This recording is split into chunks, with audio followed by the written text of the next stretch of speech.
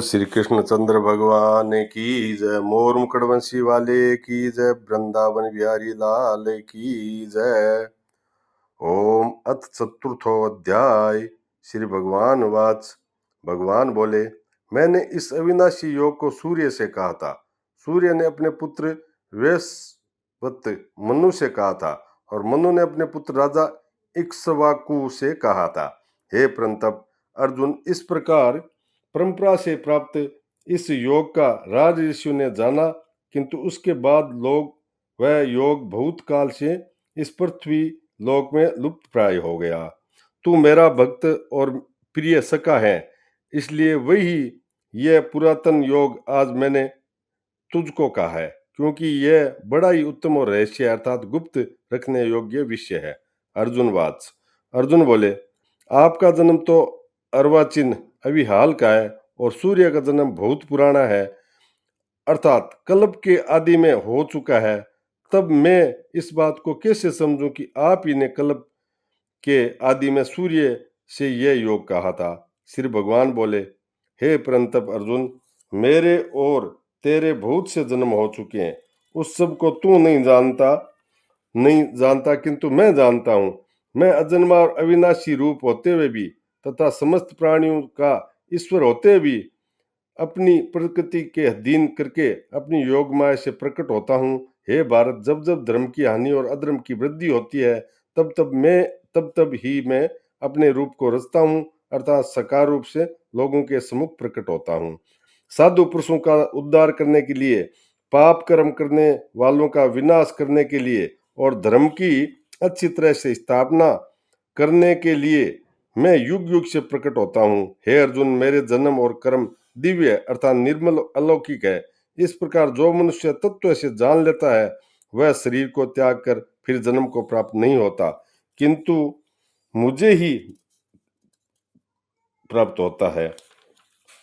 पहले भी जिनके राग भय क्रोध सर्वथा नष्ट हो गए थे और जो मनुष्य अन्य प्रेम से स्थित रहते थे, ऐसे मेरे आश्रित रहने वाले बहुत से भक्त उपयुक्त ज्ञान रूप तप से पवित्र होकर मेरे स्वरूप को प्राप्त होते हैं। हे अर्जुन, जो भक्त मुझे जिस प्रकार भजते हैं, मैं भी उसी प्रकार भजता हूँ, क्योंकि सभी मनुष्य सब प्रकार से मेरे ही मार्ग का अनुसरण करते हैं। इस मनुष्य लोक में कर्मों के फल को चाहने वाला लोग देवताओं का पूजन किया करते हैं, क्योंकि उनको कर्मों से उत्पन्न होने वाली सिद्धि शीघ्र ही मिल जाती है। ब्राह्मण, क्षत्रिय, वैश्य और शूद्र, इन चार वर्णों का समूह गुण और कर्मों के विभाग पूर्वक मेरे द्वारा रचा गया है। इस प्रकार उस सृष्टि रचनादि कर्म का कर्ता होने पर भी मुझ अविनाशी परमेश्वर को तू वास्तव में अकर्ता ही जान, क्योंकि कर्मों के फल में मेरी स्प्रिया नहीं है, इसलिए मुझे कर्म लिप्त नहीं करते। इस प्रकार जो मुझे तत्व से जान लेता है, वह भी कर्मों से नहीं बनता। पूर्व काल में मुमुक्षुओं ने भी इस प्रकार जानकर ही कर्म किए हैं, इसलिए तू भी पूर्वजों द्वारा सदा किए जाने वाला कर्मों को ही कर। कर्म क्या है, अकर्म क्या है, इस प्रकार इसका निर्णय करने में बुद्धिमान पुरुष भी मोहित हो जाते हैं। इसलिए वह कर्तव्य कर्म तत्व है, मैं तुझसे भली भांति समझा कर कहूंगा, जिसे जानकर तू अशुभ से अर्थात कर्म बंध से मुक्त हो जाएगा। कर्म का स्वरूप ही जानना चाहिए और अकर्म का स्वरूप भी जानना चाहिए तथा विक्रम का स्वरूप भी जानना चाहिए, क्योंकि कर्म की गति गहन है। जो मनुष्य कर्म में अक्रम देखता है और जो अक्रम में कर्म देखता है, वह मनुष्य में बुद्धिमान है और वह योगी समस्त कर्मों को करने वाला है। जिसके संपूर्ण शास्त्र सम्मत कर्म बिना कामना और संकल्प से होते हैं तथा जिसके समस्त कर्म ज्ञान रूप अग्नि के द्वारा भस्म हो गए हैं, उस महापुरुष को ज्ञानीजन भी पंडित कहते हैं। जो पुरुष समस्त कर्मों में और उनके फल में आसक्ति सर्वथा त्याग करके संसार के आश्रय से रहित हो गया है और परमात्मा में नित्य तृप्त है, वह कर्मों में भली भांति बरतता हुआ भी वास्तव में कुछ भी नहीं करता। जिसका अंतःकरण और इंद्रियों के सहित शरीर जीता हुआ है और जिसने समस्त भोगों की सामग्री का परित्याग कर दिया है, ऐसा आशा रहित पुरुष केवल शरीर संबंधी कर्म करता हुआ भी पापों को नहीं प्राप्त होता। जो बिना इच्छा के अपने आप प्राप्त हुए पदार्थ से सदा संतुष्ट रहता है, जिसमें ईर्ष्या का सर्वथा अभाव हो गया है, जो हर्ष शोक आदि द्वंद्वों से सर्वथा अतीत हो गया है, ऐसा सिद्धि और असिद्धि में सम रहने वाला कर्मयोगी कर्म करता हुआ भी नहीं बंधता। जिसकी आसक्ति सर्वथा नष्ट हो गई है, जो देहाभिमान और ममता से रहित हो गया है, जिसका चित्त निरंतर परमात्मा के ज्ञान में स्थित रहता है, ऐसा केवल यज्ञ संपदा के लिए कर्म करने वाला मनुष्य के संपूर्ण कर्म भली भांति विलीन हो जाते हैं। जिस यज्ञ में अर्पण अर्थात श्रुवा आदि भी ब्रह्म है और हवन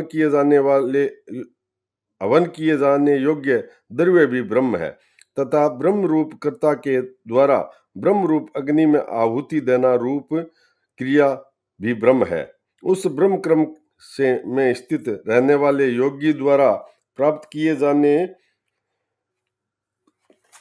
जाने योग्य फल भी ब्रह्म ही है। दूसरे योगी जन देवताओं के पूजन रूप का यज्ञ का भी भली भांति अनुष्ठान किया करते हैं और अन्य योगीजन परब्रह्म परमात्मा रूप अग्नि में अवैद्य दर्शन रूप यज्ञ के द्वारा ही आत्मा रूप यज्ञ का हवन किया करते हैं। अन्य योगीजन श्रोत्र आदि समस्त इंद्रियों को संयम रूप अग्नियों में हवन किया करते हैं और दूसरे योगी लोग शब्दादि समस्त विषयों को इंद्रिय रूप अग्नियों में हवन किया करते हैं। दूसरे योगीजन इंद्रियों की संपूर्ण क्रियाओं को और प्राणों के समस्त क्रियाओं को ज्ञान से प्रकाशित आत्म संयम योग अग्नि में हवन किया करते हैं।